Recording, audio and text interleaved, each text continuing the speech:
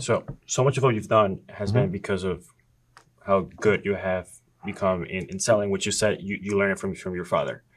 Your father, by himself, it's quite a visionary.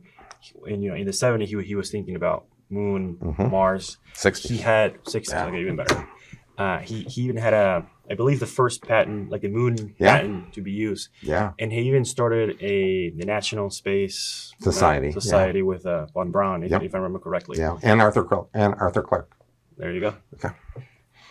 And he passed away in 2004. Right. What do you admire about him? What do you miss? Oh, I miss him. I really miss my father.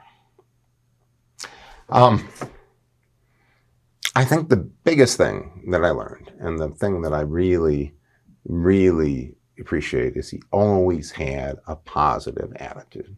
He could always be can-do. A couple times, because he was an entrepreneur, a couple times in our life, we lost like all the money. All right.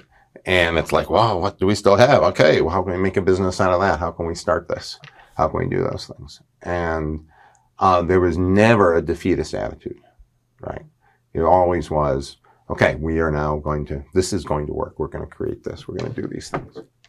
And that is an enormous trait that I try to emulate. You said that, he would always compare you to a football player because, he also had a similar physique. Okay.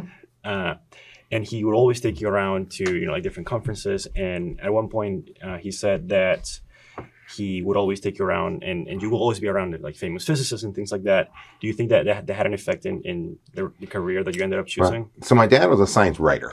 Correct. Okay. I mean, sure, he had an invention here and there, but the real key is he had a magazine publishing company. He wrote about science, popularized science, was persuasive about like going to the moon, things like that.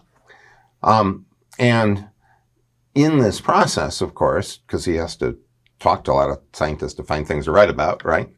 We had that type of environment around, and I learned that.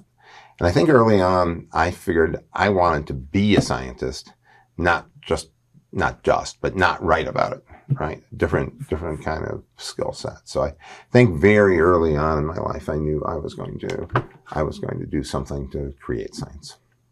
At least I was going to try.